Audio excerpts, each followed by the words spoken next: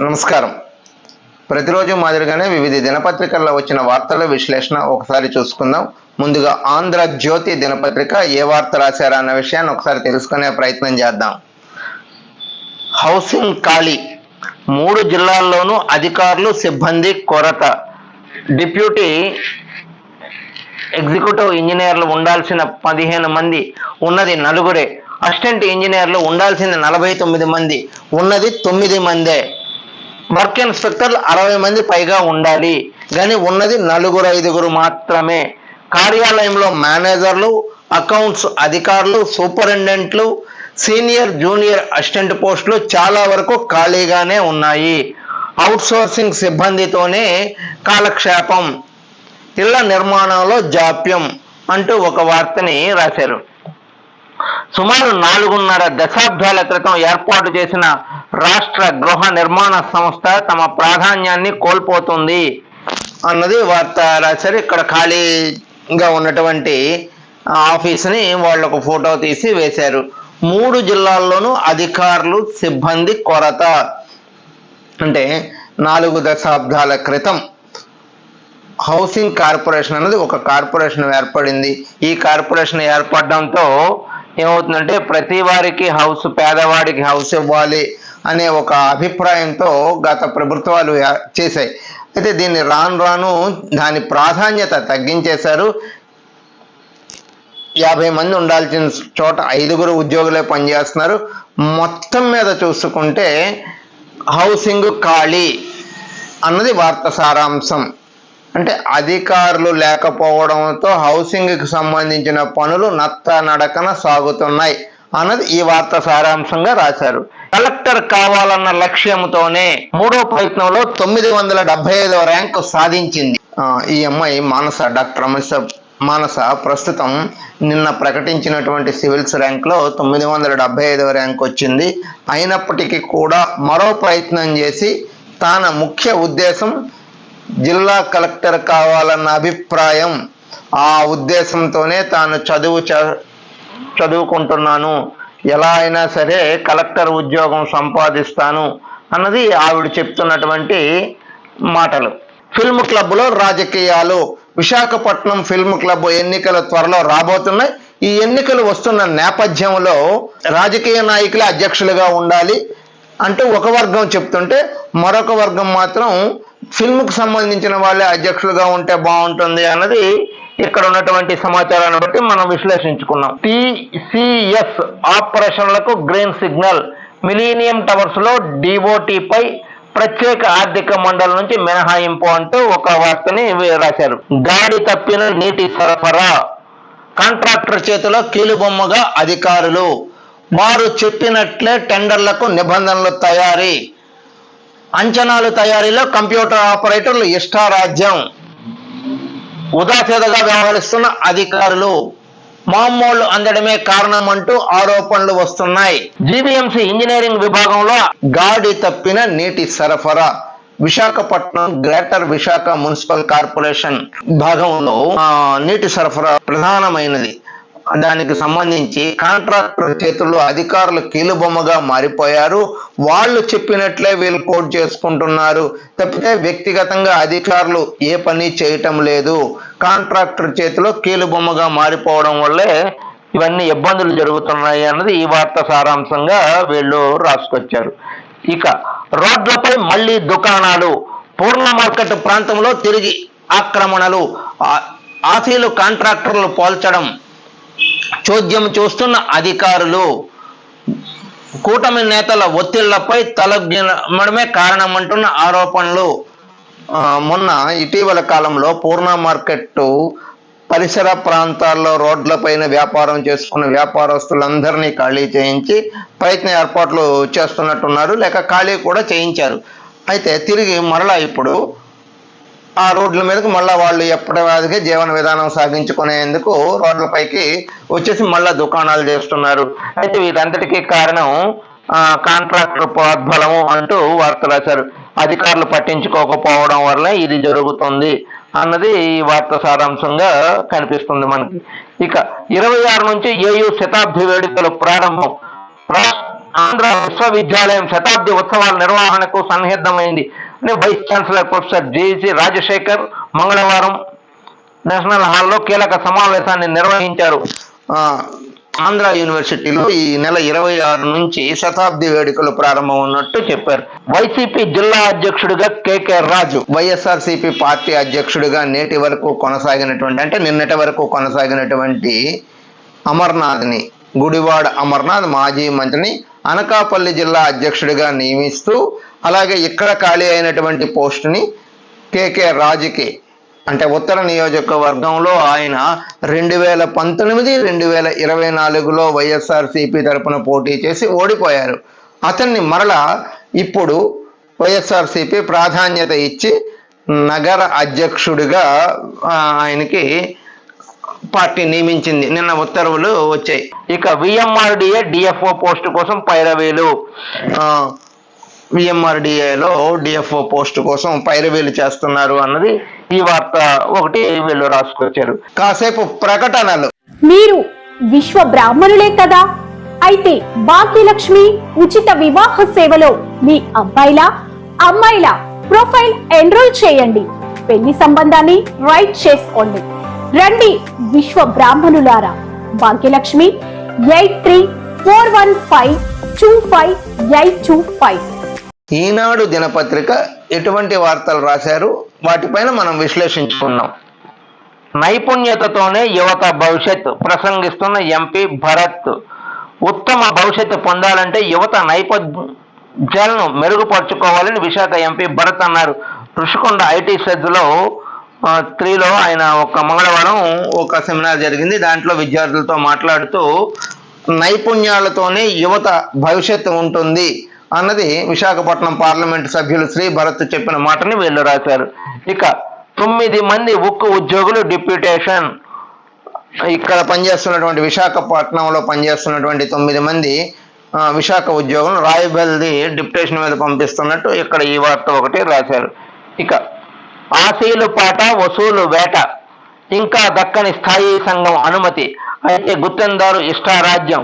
పూర్ణ market రోడ్లో ఇదే పరిస్థితి, జీవీఎంసీది గోరంతా అంటూ ఒక వార్తను రాశారు.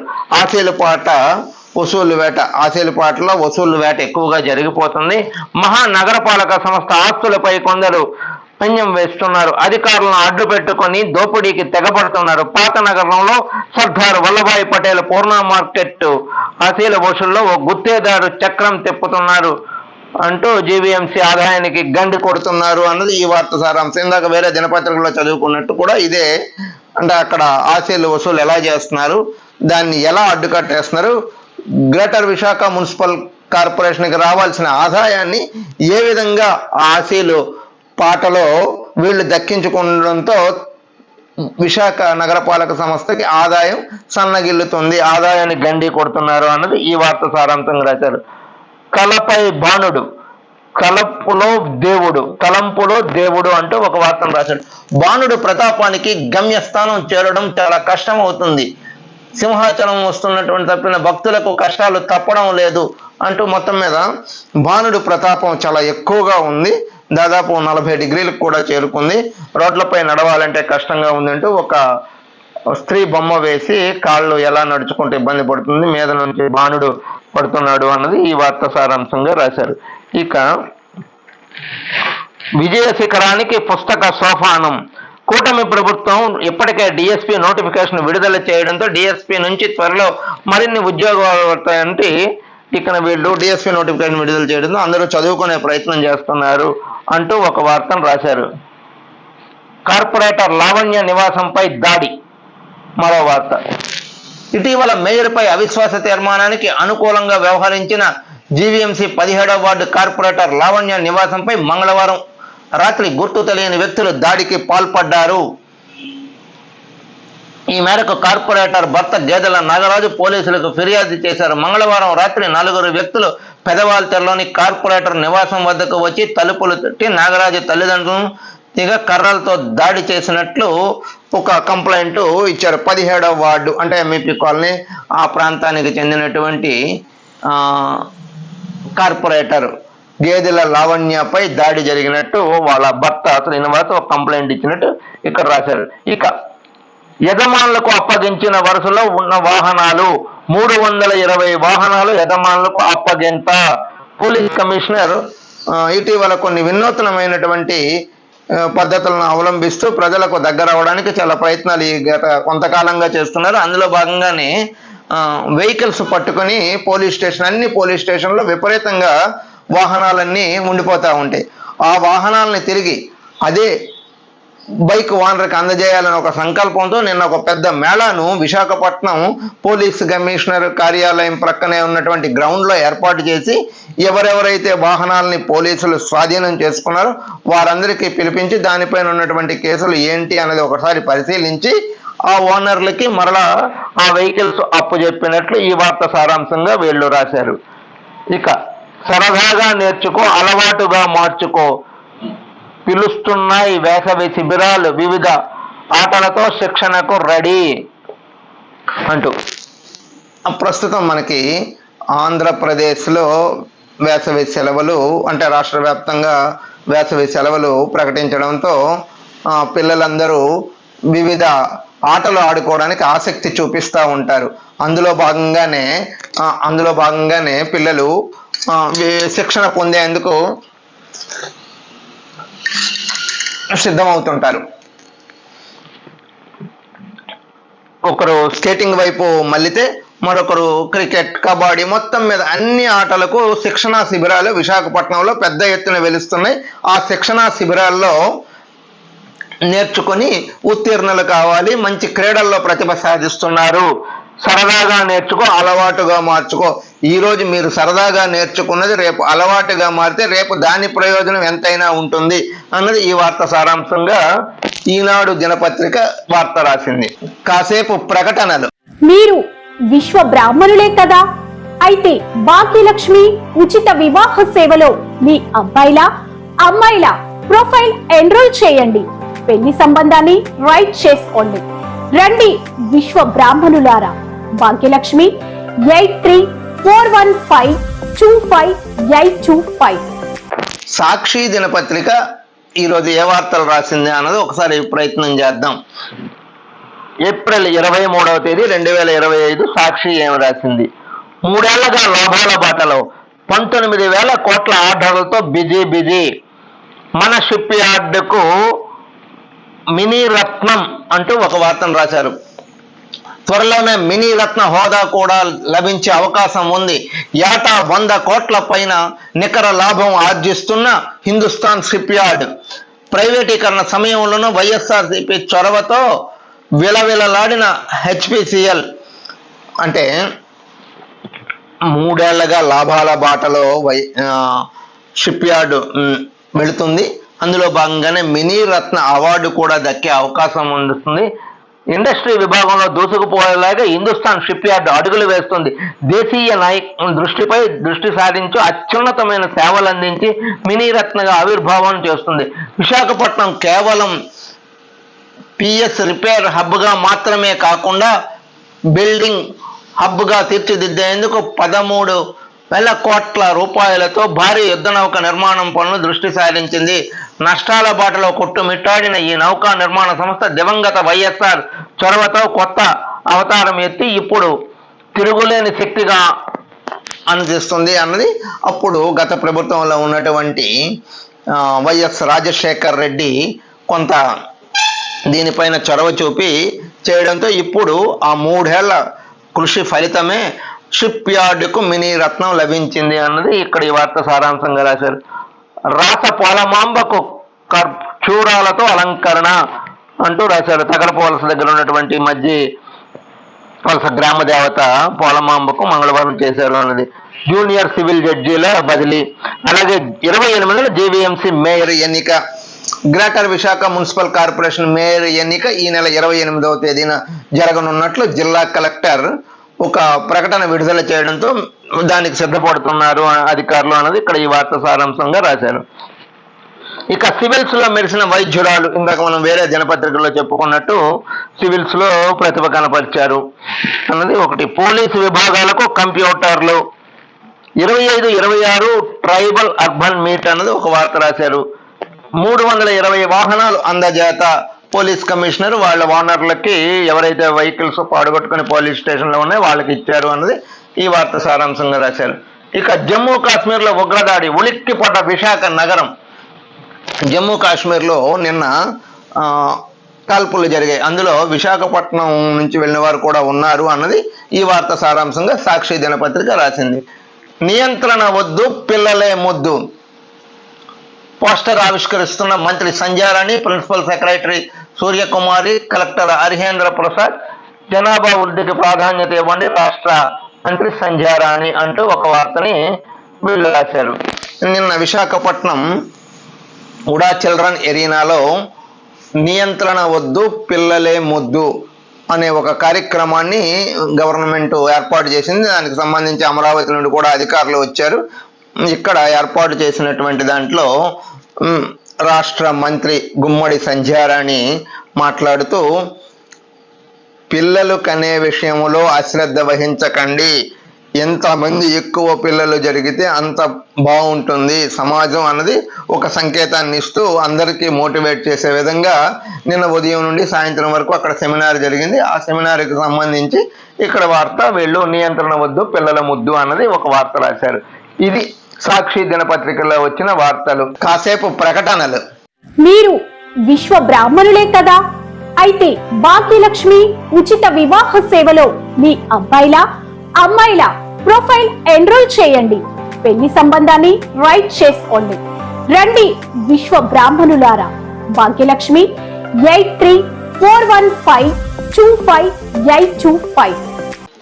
ఇక ఆంధ్రప్రభ ఉమ్మడి విశాఖ జిల్లా అనకాపల్లి, అల్లూరి, విశాఖపట్నం జిల్లాలకు సంబంధించిన వార్తలు ఈ ఫస్ట్ పేజీలో ఉంటాయి. ఇద్దరికంటే ఎక్కువ సంతానానికి ప్రాధాన్యత ఇవ్వండి మంత్రి సంధ్యారాణి పిలుపు. అలాగే 28న మేయర్పేటం ఎన్నిక సమావేశానికి సన్నాహిద్దాం. ఉత్తర్వులు జారీ చేసిన ఎన్నికల కమిషనర్, జిల్లా కలెక్టర్ ఆధ్వర్యంలో ఎన్నిక. నూతన మేయర్గా పేలా శ్రీనివాసరావు. 27 మంది వైసీపీ సభ్యుల కూటమికి అనుకూలంగా ఓటు వేశారు అన్నది ఇక్కడ రాశారు. దానికి సంబంధించి 27 మంది అనుకూలంగా ఓటు వేశారు కూటమి ప్రభుత్వం. వాళ్ళని పై తగు చర్యలు తీసుకోవాలని కలెక్టర్కి తైనాలి విజయ్ కుమార్, రవిరెడ్డి వీళ్ళు ఒక మెమరాండాన్ని ఇచ్చారు. ఇది ఇక్కడ ఇలా ఉంటుంది. ఇక విశాఖ జిల్లా అధ్యక్షునిగా కేకే రాజు. ఇందాక మనం చెప్పుకున్నట్టే టెన్షన్ నేడు 10వ తరగతి పరీక్షలు. ఈరోజు మరి కాసేపట్లో 10వ తరగతి పరీక్షలు విడుదలవుతున్నాయి. పిల్లలు ఆసక్తిగా చూస్తారు ఈరోజు అన్నది ఈ వార్త సారాంశంగా రాశారు. కూటమి గెలిచింది, వైసీపీ ఓడింది. యలమంచిలి మున్సిపల్ చైర్మన్ పై వీగిన అవిశ్వాసం. డుమ్మో కొట్టిన వైసీపీ కౌన్సిలర్. మరో 11 నెలల పాటు పేలా రమాకుమారి చైర్మన్గా కొనసాగింపు. కాశ్మీర్ టూర్కి వెళ్లిన 6 వైజాగ్ వాసులు మిస్సింగ్. ఆందోళనలో పాండురంగాపురం వాసులు. ఉగ్రదాడి జరిగిన అహల్గామ్ పరిసరాల్లో విశాఖ వాసులు మిస్ అయ్యారు. వేసవి సెలవులు కావడంతో ఇటీవల విశాఖ పాండురంగాపురానికి చెందిన 3 కుటుంబాలు కాశ్మీర్ టూర్కి వెళ్ళాయి. ఇవాళ ఉగ్రదాడి అనంతరం రిటైర్డ్ బ్యాంక్ ఉద్యోగి చంద్రమౌళితో పాటు మరో 2 జంటలు మిస్ అయ్యాయన్నది ఈ వార్త సారాంశం. ఇది వీళ్ళు మెయిన్లో రాసుకున్నారు. రోడ్డెక్కిన గ్రేటర్ కాంట్రాక్టర్లు. దూషణలు, తోపులాటలు. ఎన్నికల్లో పెట్టాలని ఒక వర్గం, ఇప్పుడే వద్దు బిల్లులు ముద్దు అని మరో వర్గం. నేమ్ బోర్డులు తొలగించడంపై రగడ. చందనోత్సవంలో టెండర్లు వేయండి అంటూ ఒక వార్తని వీళ్ళు ప్రధానంగా రాశారు. ఇది మొత్తం మీద వివిధ దినపత్రికల్లో వచ్చిన వార్తలు, విశ్లేషణలు. ఇదే కార్యక్రమంలో రేపు తిరిగి కలుద్దాం. అంతవరకు సెలవు. నమస్కారం. మీ శివప్రసాద్.